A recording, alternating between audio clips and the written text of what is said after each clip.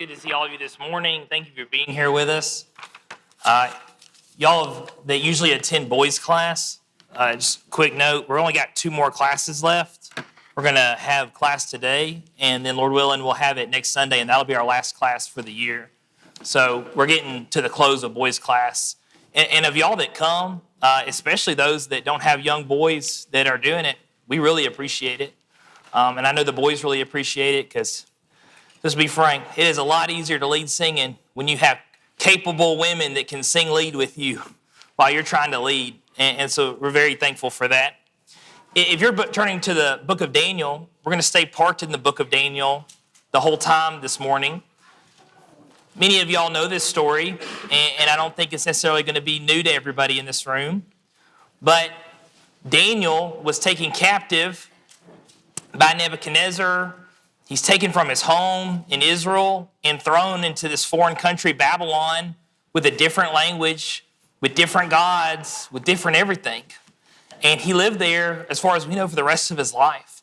And he must have been young. You try to do the math. He's an old man when he writes this book, but he must be 16, 17, maybe 15 years old when he comes. He's got to be young to be how old he is at the end of the book. So he's incredibly young, but he does very well because he plans to do well.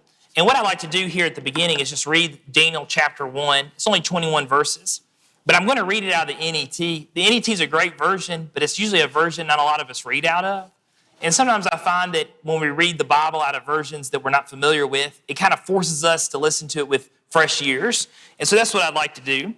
Daniel 1, verse 1, says, in the 3rd year of the reign of King Jehoiakim of Judah, King Nebuchadnezzar of Babylon advanced against Jerusalem and laid it under siege.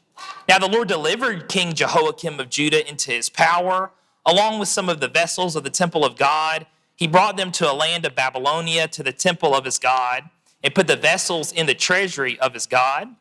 Then the king commanded Ashpenaz, who was in charge of his court officials, to choose some of the Israelites who are of royal and noble descent, young men in whom there was no physical defect, and who were handsome, well-versed in all kinds of wisdom, well-educated, and having keen insight, and who were capable of entering the king's royal service, and to teach them the literature and the language of the Babylonians.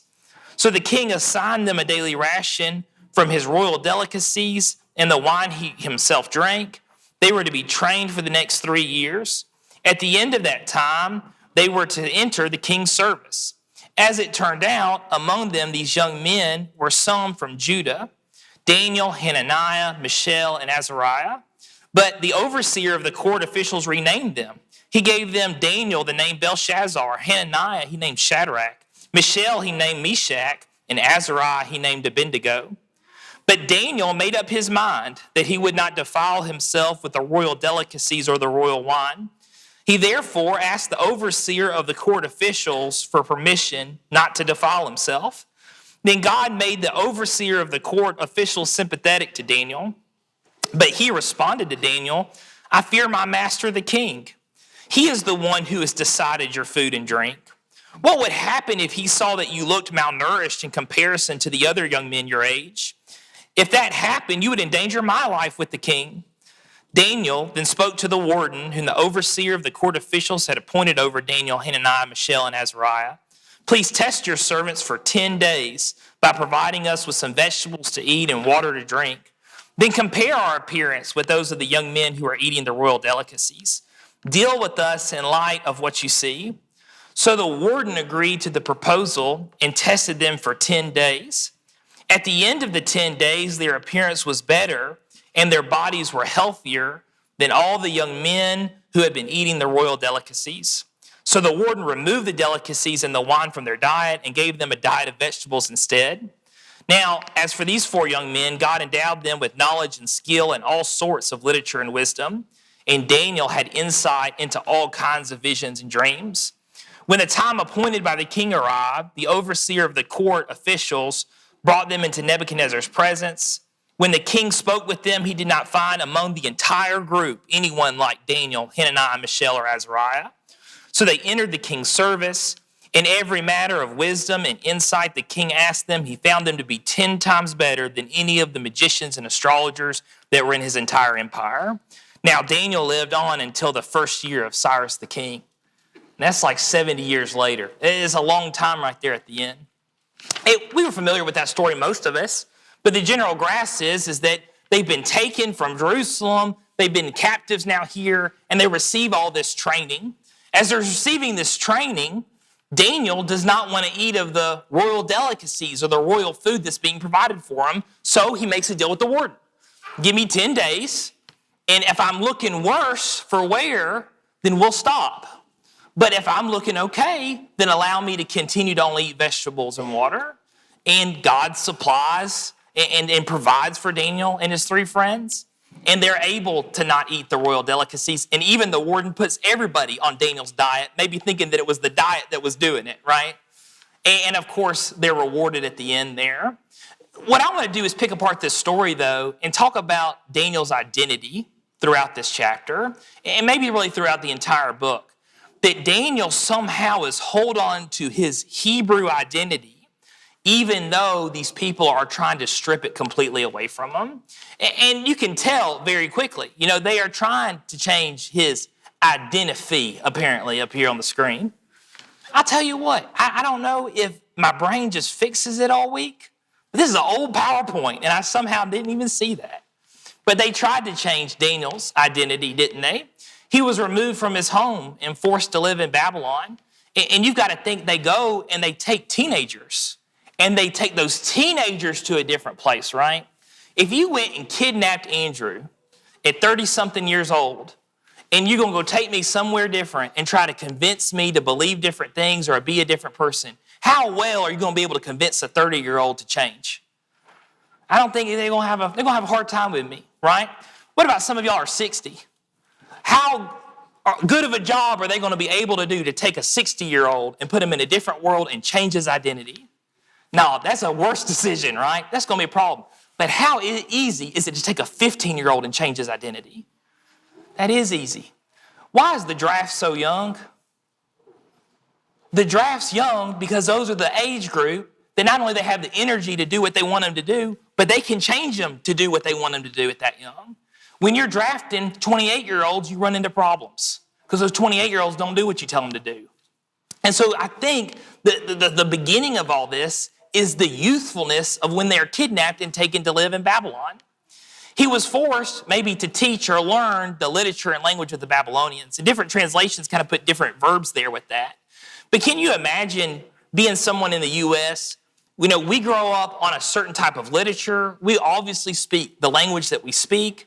And we're used to these books that we consider like American classics. I remember being a little kid and we would read Huckleberry Finn, right? And that was like an American classic, right? I remember being in 6th grade and reading The Watsons Go to Birmingham. And that was like an Alabama classic, right?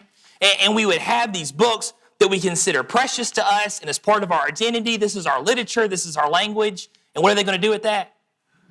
They're going to throw all those things away and they're going to give you new stories that you don't even care about. And now those are going to be the stories that you're going to be forced to learn or maybe forced to teach. And we would be conflicted with that. We wouldn't want to teach those things. We wouldn't want to teach what our own stories are. They changed his name. And that's probably the part we remember the most. And we know that they changed all of their names, not just his. They changed Daniel and changed it to Belshazzar. And most of us, when we teach this in Bible class, what do we kind of focus on? We focus on the Daniel, which means, God is my judge, the L there, God. And they changed it to what word? Bel, right?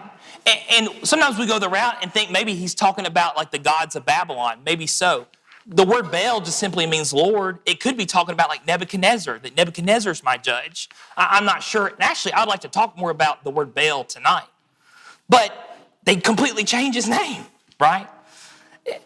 It is so difficult to even comprehend the idea that someone's going to change their first name.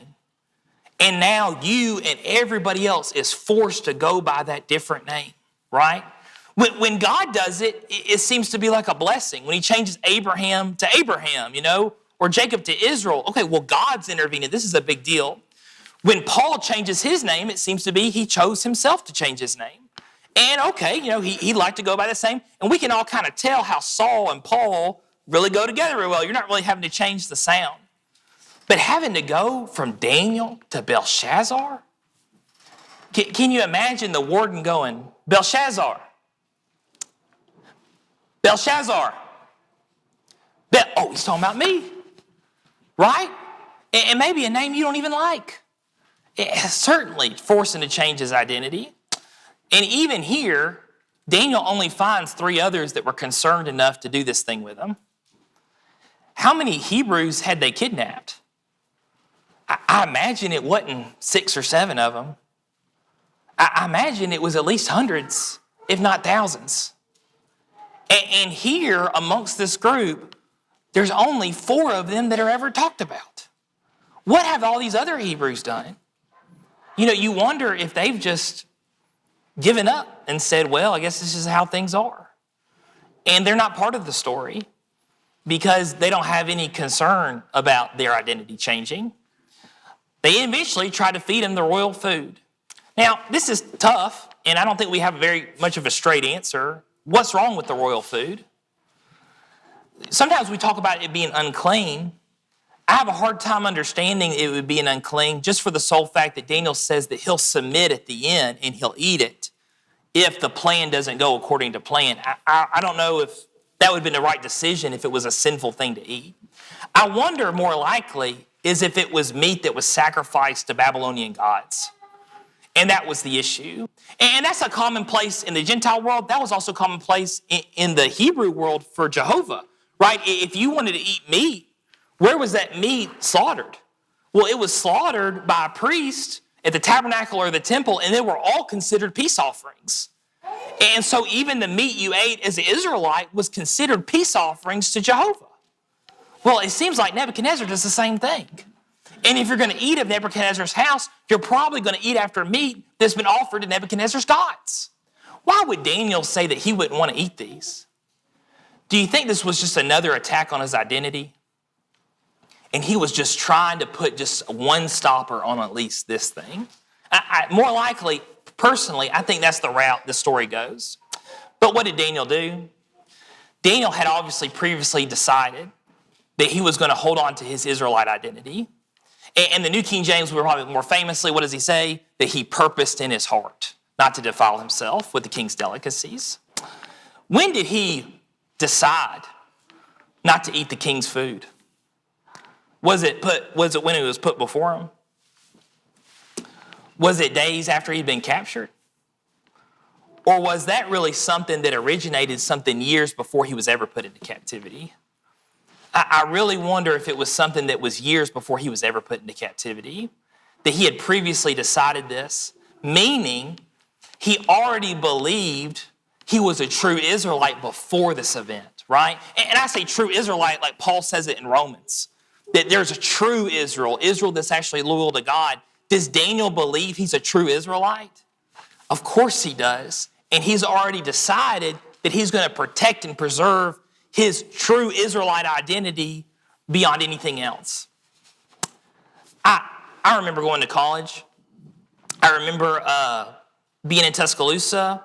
I remember parents showing up and dropping their kids off when the semester started, and they come and they drop their kids off at church. And then the parents would go home, right?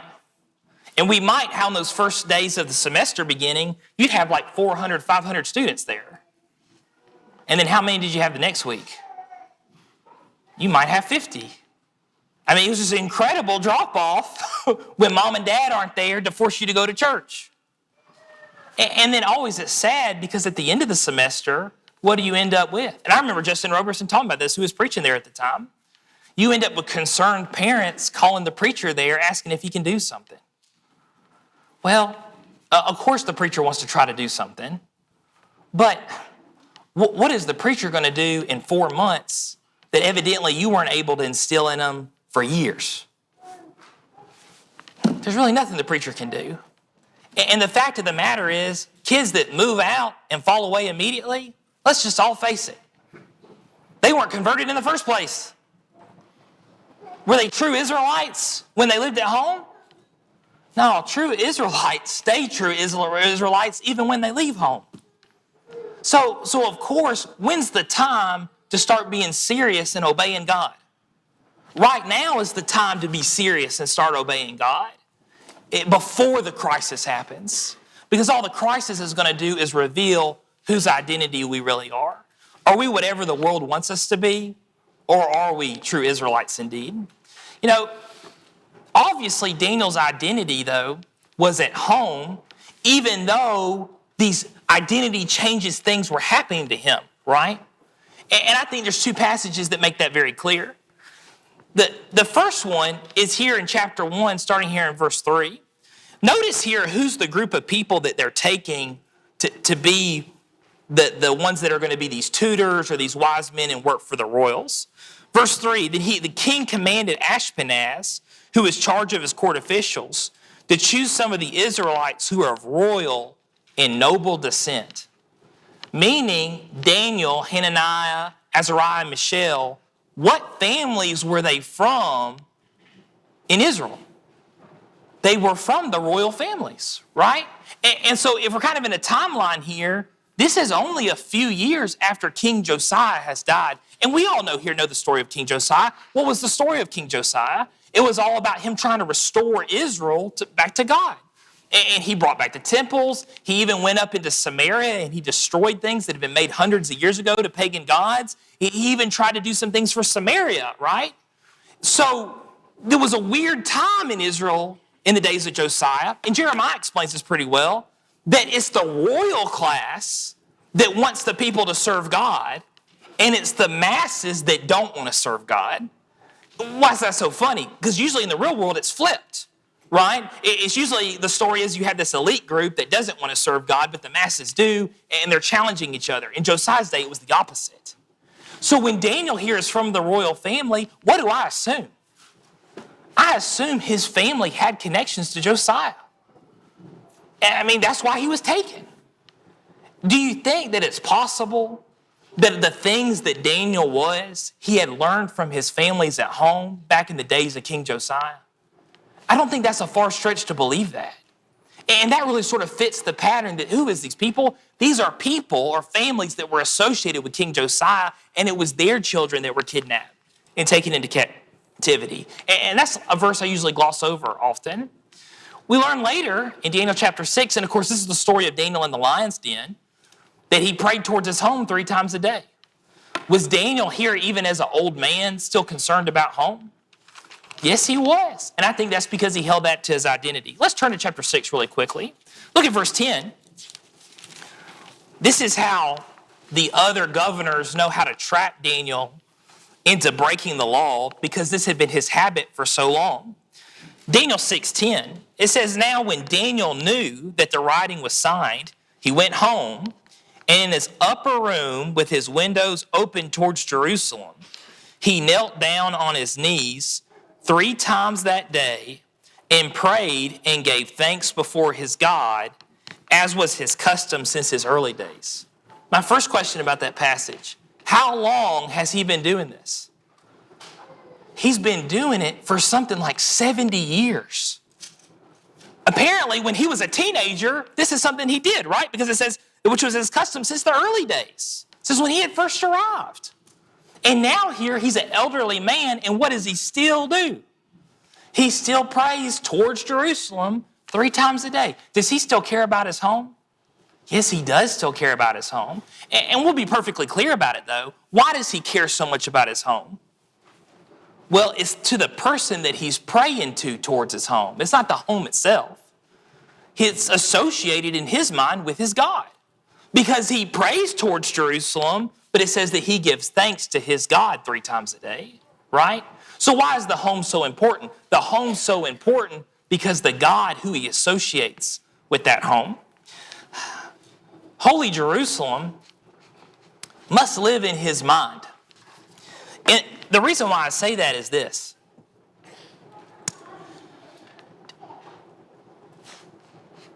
Did Daniel really want to go home to the Jerusalem that it was when he's an old man?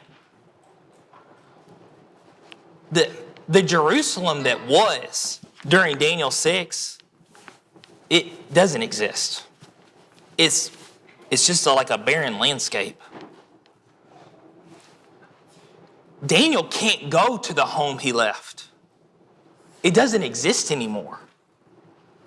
And even Jeremiah says that Daniel's group, he calls them good figs. He says it's actually a blessing that this group was taken because they get to bypass all the horrors that's going to happen to this city for the next 70 years. So, in a literal sense, Daniel was actually probably in the better place in Babylon. But why would he still care so much about Jerusalem, even though Jerusalem doesn't exist as he knew it? I think that's because there's still a holy Jerusalem that lives in his mind. Sometimes we'll ask people, or maybe I ask people, maybe y'all think I'm weird. That's fine, most of you already do. If you had a time machine, where would you go? And usually people, we answer like, oh, well, like, I want to go see this famous historical event. You know, I wish I could go there. I would go and see that, right? I would want to meet this famous person. You ask Christians, and they start telling you, oh, well, I want to be there when David kills Goliath. Or I want to go sit at the Sermon on the Mount and listen to Jesus give it the first time. And those are all great answers.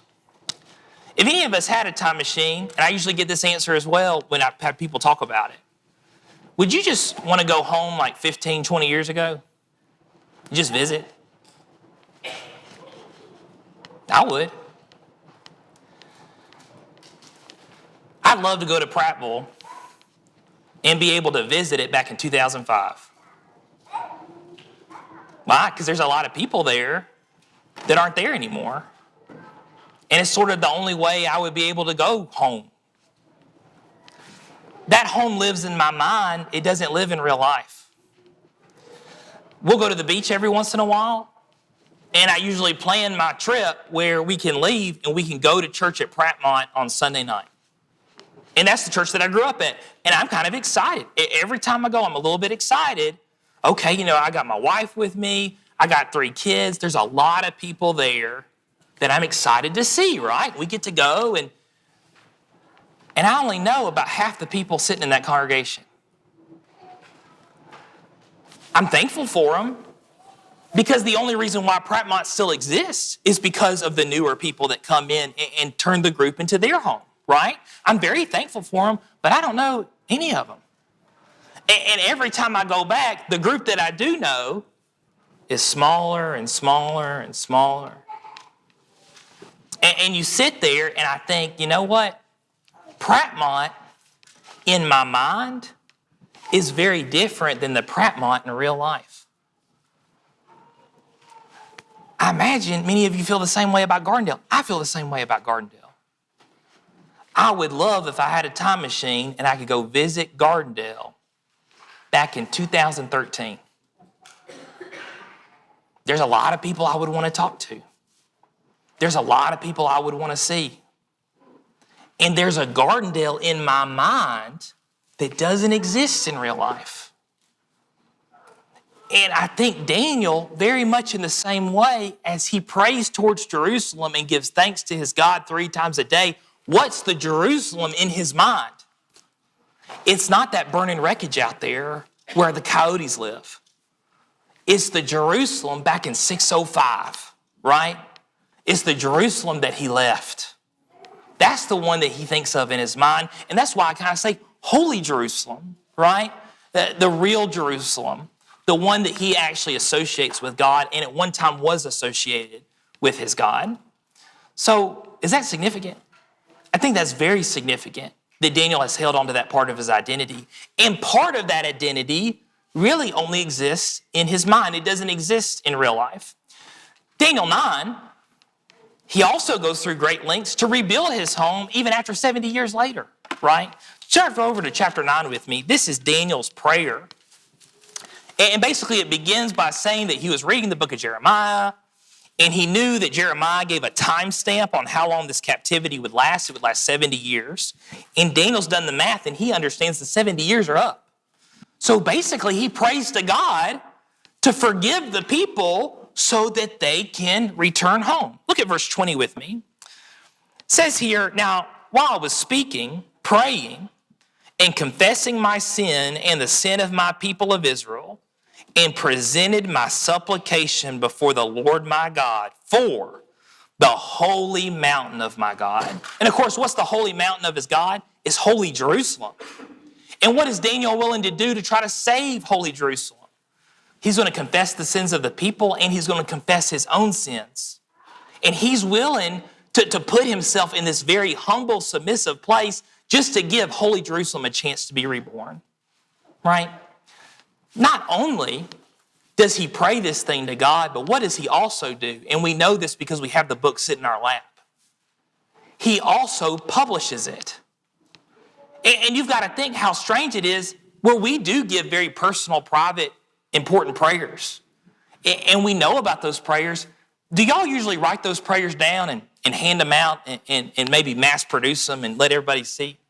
No, I ain't passing those out. But what does Daniel do? Daniel passes it out. And I think it's because this is how serious he is about the Lord restoring his home, right? Has he held on to his identity 70 years later? You bet he's held on to his identity for 70 years later. And we've said that several times, but I think with some self-reflection here, especially of you that are over 70, have you kind of still held on to your identity from 70 years later? I think a lot of us have. And there are very important things that happened 70 years ago that are very important and very dear to us, right? And we talk about that and we share those things. Those are very significant, even though it's been such a long time, right? This isn't out of the ordinary, but Daniel's able to do it, and this is something good. And the reason why this is something good is because he never forgot about his God and his association with God with that place. And I think we can sort of build an application from all of this. If God does not live in the home of your mind, you need to build a new home in your mind. Because that identity is going to become bitter and that identity is going to become sour, right? And I do think that we do picture it. We do picture places we want to be. We picture people we want to see again. We picture people that we associate with ourselves. And we say, you know, these people are family. These people are home. These are the people what I'm about. These are my people. When God's not amongst those people, or God's not the driving influence in those people, you got a bad home, don't you? And again, this may not be literal home. I'm talking about home which exists in our mind, right? Have we been people or run into people, know people, that when they talk about church, they talk about spiritual things, they talk about the Bible, they have a very bitter attitude about all those things. And that bitterness has become their identity. How do we know it's become their identity? Because it's the only thing they can talk about. It's how angry they are that someone hurt them, someone did something to them. And now that's all they can consider, they can all think about. What's the issue? The issue is the home of their mind is a bitter place. And God's not there because the issue is never rarely with God. It's with people. What we have to do in those moments is sort of rebuild the home of our mind to include the Lord. And I think what that is spending time with the Lord and spending time with the Lord's people. We'll certainly be able to add God back into the home. Because ultimately, at the end of the day, what is Daniel proving? The home is going to influence your identity, right? My last name is Smith. Why? Because I grew up in the Smith home. That home is always going to influence me no matter how far I go, right? And certainly the people that we associate ourselves with, and ultimately if we associate ourselves with God, are going to influence the decisions we make from here out forward. And they're not two totally separate things like we want them to be. We talked about this in class, and I was ready to talk about this today. We tell ourselves when we read Daniel 1 or we read Daniel 6 about the lion's den, what do we tell ourselves? We tell ourselves, I do exactly what Daniel did. You know, and we read that and we go, yeah, you know, Shadrach, Meshach, and Abednego, and if I was there, Daniel would have put in Andrew Smith. Now, we don't know why in the world he has a crazy name like Andrew Smith, but he was there. And we tell ourselves, I would have done those things with Daniel. But the reality is really just all of us are going to do what we always do. And you can't live in an identity that's wicked and evil and far from God and then expect that when the big moments happen, now I'm going to be one of God's champions and I'm going to be there in Daniel chapter 1. Now, those things have to be predetermined long before the crisis happens. And certainly that's because the home of your mind is going to identify what you're going to do in those crisis situations. And so if I can kind of put all these things together in a nice little basket, and we can kind of take it home with this, pun intended. Ultimately, God's people are home. And if God's people are home, that means God is at home, right? Because that's God's household. And that identity is the identity that helps us endure. That's the identity that Daniel had, and he was able to do the things that he accomplished. God's people are home because I have a God's home in my mind. And honestly, what is it? It's the people of the local church I wish for. There's a lot of members of the Lord's church that I do not know, and I don't know. There's no way I can know them. But there are members of the local church that have very much influenced my identity for the better, and I consider them to be part of the group, right, in my mind. And I've been talking to other people about it. I've already kind of brought it up about my time machine, but we can kind of go back there, again, pun intended, to the time machine analogy. When someone asks me, relatively somebody new maybe, that obviously has been a great part of the group here, a great part of the work, and I'm thankful that I get to know them and I get to have some type of friendship with them. But sometimes, they'll look at you and they'll say things like, well, by the way, who is Lee Dembowski that everybody keeps on talking about? And I'm not offended. I'm smart enough not to be offended, right? But I am kind of taken back. I'm like, you don't know who Lee Dembowski is? Well, no, if you missed him, you missed him, right? And Lee and Sheila haven't been attending with us for years, a couple of years. But then all of a sudden, this person who I associate with Gardendale doesn't know this other person that I associate with the church here at Gardendale. And I'm like, hold on just a second. And the more I try to picture this local group, and the more I name names from the local group, I name people that are here right now in this building, right? And I name people that are here that I get to talk to every day. But I find myself naming people that aren't members of this local group anymore. And I'm thinking, well, hold on just a second. The church of my mind and the church that I attend isn't necessarily the same group of people. And I just kind of find that kind of interesting. The Gardendale of my mind is a whole lot more than the people sitting here in this room. And you all know, we all miss the same people. I think about Annette McKee, and I was thinking about how Annette McKee was such a big part of the work here. And I enjoyed going to Annette's house. And we would joke that Annette would tell us war stories. And it was really like religious things that had happened in Annette's life and spiritual things that her and Pete had figured out. And she'd tell us these stories. And for some reason, sometimes I think, man, I'd love to go to Annette's house. I can't go to Annette's house. And I have to remind myself sometimes that she's not here anymore. Do y'all miss Anita Benton? I think about Anita Benton like every 2 weeks. Probably every week, but I don't want to flatter her too much, so I think about her that much. I think about Anita all the time. I think about Benny all the time. I think about the Knowles all the time.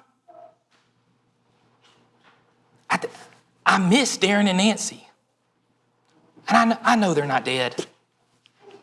And I know I could call Darren, but I miss Darren and Nancy. I miss Damon.